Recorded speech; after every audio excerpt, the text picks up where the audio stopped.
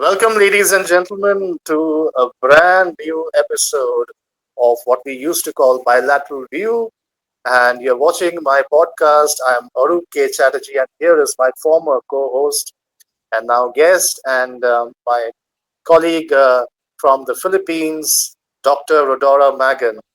Dr. Magan, how has been your fortnight? How's everything back in the Philippines? Excellent, Professor Chatterjee. Good evening to you. A very good evening indeed. So we are hosting this simultaneously on my channel, Arup K. Chatterjee, and Bilateral View. So, Dr. Magan, where did we leave our conversation the last time? The second installment, we were talking about this Saba dispute. We touched on it a bit. Indeed, and I'm sure our listeners have tuned into your paper, your very innovative and potentially breakthrough research on the Saba dispute, but not in isolation. So it's not a paper on geopolitics, but it's a paper Mhm. on cultural transmissions and how no less than the Ramayan, authored by Sage Valmiki, reached the Philippines sometime in the, I'm assuming, late 18th century. Of course, it reached much earlier than that, but it manifested as, or it was codified as a kind of performance among the Maranao people of Philippines. And today we can see the large scale impact of that, of how the Ramayan has become an article of faith in Mhm. the cultural performance of what it means to be a Maranao. So the Maranao way of life includes the Ramayan as an integral performative text. It reflects in their lifestyle choices. It, more importantly, according to your hypothesis, reflects in the way the Maranao interpret their self-determination with respect to the rest of the Philippines, the rest of the Filipinos, and with respect to the Malay archipelago. Now, would you say that's a neat summarization of your findings, Dr. Mack? Sorry, Professor Chatterjee. Can you repeat that? So, would you say that's a neat summarization of your findings? Exactly. Yeah. So, I think I would like to, here give a disclaimer that we are talking about very, highly complex geopolitical matters, and we are talking in a scholarly way. So it's Mhm. not as if we are in any way we intend to subvert the logic and the work of geopolitical experts, and surely not the external affairs ministries of various diplomacies of various democracies concerned. Mhm. We are not in any way trying to bypass the sovereignty of their logic. Our logic is scholarly. We are working towards an understanding when there is peacetime. So we are purely having a dialogue in a very very scholarly way, and Mhm. therefore, if anybody in our audience happens to view it from a very strict empiricist, cartographic, and geopolitical logic, then maybe our findings, our discussions, are not to be taken as incompatible with their work. Their work is a priori in a different context, and our work is more of a scholarly nature. So we are talking with a very long term view rather than Yeah. immediate political views. Is that? Do you think? Would you agree with that disclaimer, Dr. Magan? Of course. Whatever I have gathered, for instance, in my study, is ultimately the truth based on what I've read, based on what I've studied, based on what came out essentially in those readings I had last year. So, yeah, it's a very scholarly work. So, yeah, there's a need to pay attention to those things. There are a lot of details there. So, whoever is not going to be in alignment with whatever we're saying tonight, well, they better read it. They better look into it as well. Because, again, I think we all have to go back to reading, because right now we are bombarded with so many things via the social media, and it's like reading is now substituted by so many things. So we go back to reading once again. Well, thank you. I also had in mind conflicts, flashpoints, and there's a way that very often academics get targeted or scapegoated Yeah. because our findings, our conversations generally are keeping in mind secular trends, meaning Yeah. long-term trends. We are doing long durée histories, and therefore our logic is keeping in mind 300, 400, sometimes even a millennia of historicist fact findings Yeah. that we have been able to articulate. Whereas immediate conflicts have different resolution tendencies. So we don't want our work to seem incompatible with the geopolitical experts, because we are not Mhm. talking here in the capacity of being geopolitical experts. So, Dr. Magan, without further ado, now to come back to your topic, there are some very interesting methodological issues here, and we are using some key concepts from the emerging discipline of island studies. Now, Yeah. island studies is a discipline that could be said to have been spearheaded by the likes of Godfrey Baldacchino, who I had the privilege of Yes. sharing space. I think a couple of weeks ago, he was in my podcast, so I urge viewers to please go back and listen to that. So Godfrey That's a Baldacchino wonderful from conversation, by the way. oh, thank you so much. I'm sure Professor Baldacchino would be very pleased. He's from Malta. He considers himself a political activist. I think of him as more of an astronaut Hmm. or a cosmologist. There is Adam Grider-Ho from Britain. He's, I think, currently in China. There is Philip Hayward, again, a very influential theorist and Of course. an amazing scholar, founder of the journal Shima. There's also the journal called Island Studies, which was founded by Godfrey Baldacchino and then headed by Adam Grider-Ho and others. There is Jonathan Boog, an Yeah. amazing scholar from Britain, phenomenal work. There is May Joseph, a great champion of performative elements in island studies. So each of these Yeah. scholars that I'm talking about, and there are several others, so I really apologize to people who might be feeling that their names are being left out. That's really not the intention. This is not a Hmm. name dropping list anyway. But I mention these scholars specifically because some of their concepts will be perhaps brought into play in our conversation today. So, Dr. Magan, what would you say was your experience of encountering the methodology of island studies? When I arrived in India last year, I thought that I would be encountering a very critical subject. And indeed, it happened. Aquapelago happened. It was my first time to really encounter the term. And also, it was my first time to acknowledge that my country is Mm, indeed an aquapelago. And mm, as opposed to archipelago, aquapelago has so many characteristics. mm, So the very idea of island studies is so fascinating. It allows us to see islands like my country, which is an assemblage, um, in a different light. Okay. It allows us to see the Philippines, for instance, in a kind of positionality which is morphable, which mm, can be dissected multiple times because an aquapelago is very much reflective of so many things: the people, the aquatic spaces, the land, the livelihood, the stories, the traditions, and many other things. So, island studies creates this avenue for people like me to understand better who I am, the milieu, and where we're coming from, exactly a place where there is no fixed point. mm, It's a highly dense culture. Very recently, because of island studies, I had the decision to look into Jose Rizal, our national hero, and I sort of understood him uh, in the aquapelagic sense because he is also an islander as far as we're concerned. Okay, because to the world he's known as the Rizal who studied abroad, who is a highly European thinker, but no one thinks of him as an island boy.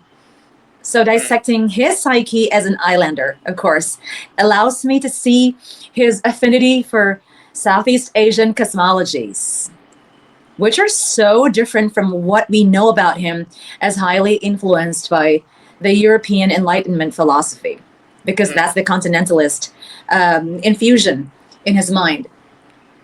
So, yeah, that's the beauty of island studies. It awakens me to the reality that my country is rich and it's worth studying, Professor Chatterjee.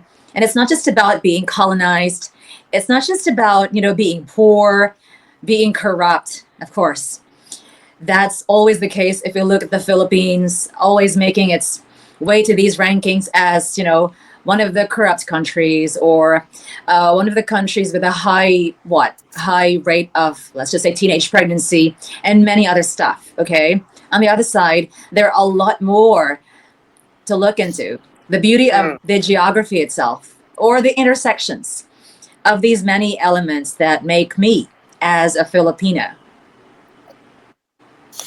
One of the so before I actually go on to explain the two key terms that you used, archipelagic and aquapelagic, aquapelago and archipelago. Mhm. One of the key things that I found very interesting in my conversation the other day with Godfrey Baldacchino is the huge magnitude of positivity that he brings, and by Mhm. positivity I mean a very active, dynamic, agential kind of positivity, wherein he talks about small islands Mhm. as being capable of great political agency. Now, small islands, by virtue of their smallness, by virtue of the many other social, let's say, social disadvantages that Mhm. they may undergo from time to time, apart unless you are Singapore or Manhattan. So unless you are those places, there are multiple kinds of social disadvantages linked with small islands. But you can very well bring all this into play through multiple tangential arenas. You can rhizomatically have diplomatic alliances. You can play geopolitics in a quantum like way. So these are some of the themes that Godfrey Baldacchino touches on in his 2 to 2.5 long decade of work. Mhm. And he is a master of small islands. He is the Prospero of small islands in Oh, island study. And okay. and I like that. I like that's that. The Prospero. yeah. Okay. So who is the Caliban? And everybody else is a Caliban, and that's the Yeah, I beauty of know. island Okay, yeah. studies, I because agree with you. island studies is an incredibly democratic space, and it's unbelievably democratic. Anyway, I don't want to go into the internal dynamics of it. We are not card carrying members of any studies for that matter. But to come back to the point now, archipelago and aquapelago. Archipelago is a well known concept in geography, which is a cluster of islands, a cluster of let's say land assemblages contained in water. And archipelagic thinking, however, is slightly less Eurocentric, or a lot less Eurocentric. So, archipelago is a geographical concept. Archipelagic thinking is a new intellectual way of perceiving islands, however, structurally. So, it's still in the structural domain that islands Mhm. ought to be perceived as as parts of a larger whole, and which shape that larger whole, and in turn get shaped by the whole, as it were, and vice versa. So it's a much more dynamic and agential way of Yeah. seeing islands. So the Sulu Peninsula is not bereft of the Malay archipelago, and vice versa. And aquapelago, as you have rightly, very very rightly, very poetically, I should add, and very honestly explained your experience of aquapelago, definitionally means it's slightly more on the post structuralist side, although I'm sure Phil Hayward, who coined the concept, highly influential concept, I'm Mhm. sure Phil Hayward might disagree with the periodization, with the chronology, but post structural, because it does not say that archipelagos don't exist, but it says that within the cognitive arena we also need to grasp the facility of land water assemblages as dynamic in shaping the cultures of people. So cultures are performances or manifestations of this geological, the natural proclivities of the place, as it were. So culture is also a manifestation of culture and trade and economics and multiple other things. So they are shaped by the geology and land water assemblages. So there's a non-duality.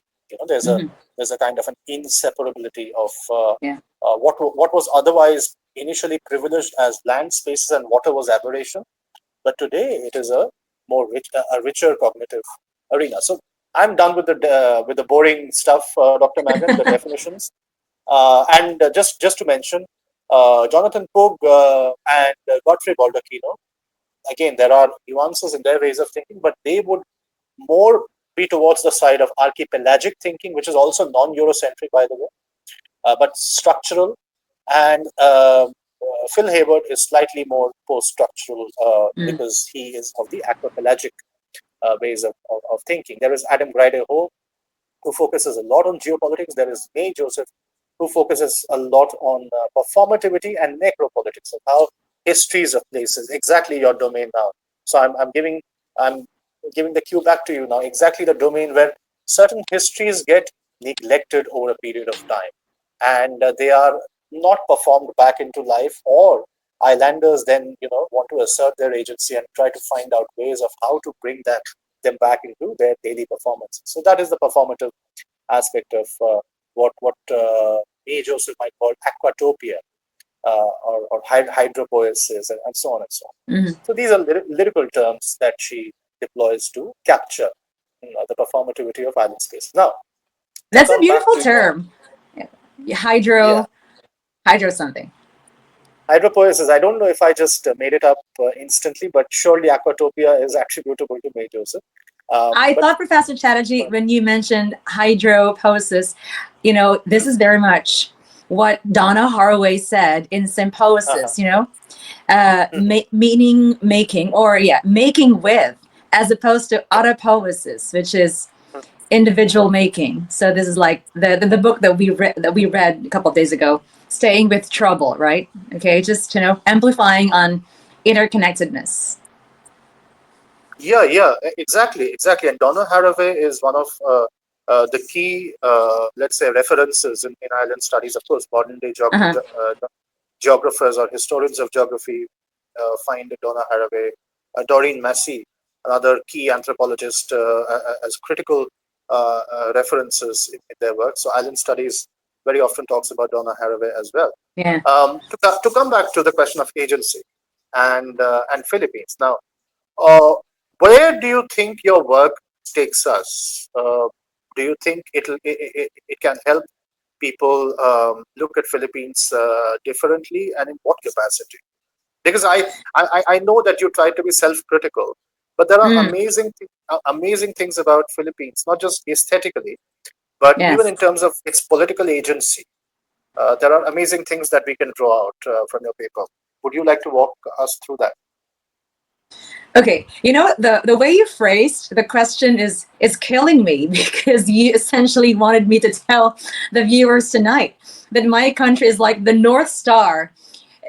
When you said that my paper essentially is going to take these people to this direction, I Mhm. feel having this huge responsibility on my shoulders. But yeah, of course, why not? I should feel that. I should feel that way because I wrote the paper.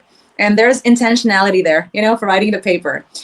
Well, it's very clear from the get go what I wanted here.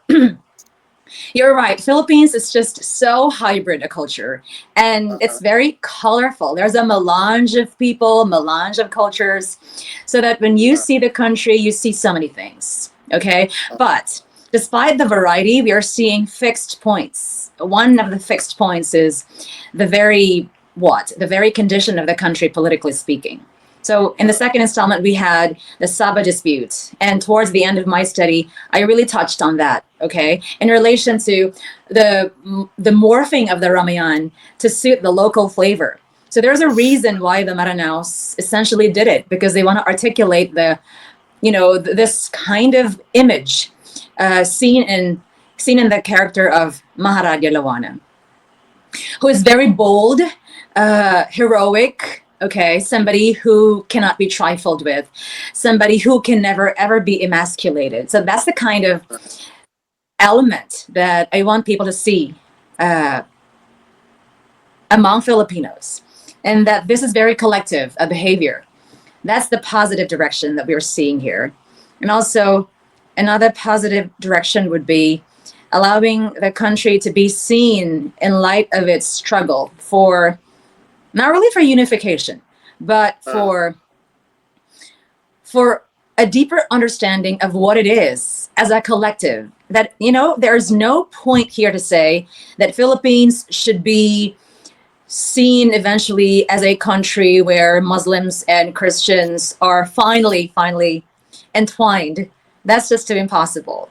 It's more of saying that, towards the end, we're more likely to see a country where, despite the variety of people, the government can, in a way, find a solution to making things work by not taking the lives of these young people, of these children who are soon to be manning the country, who are soon to be leading the country.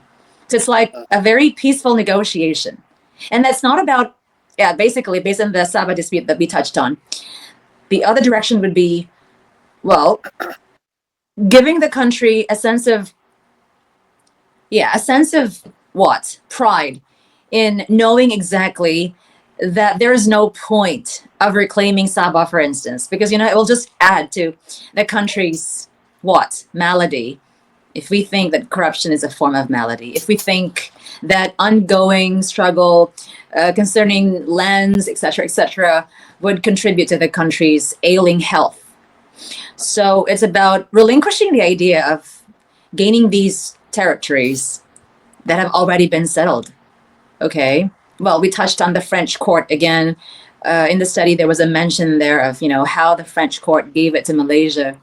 And so now, for instance, moving forward, the study suggests that, there are other things to look into.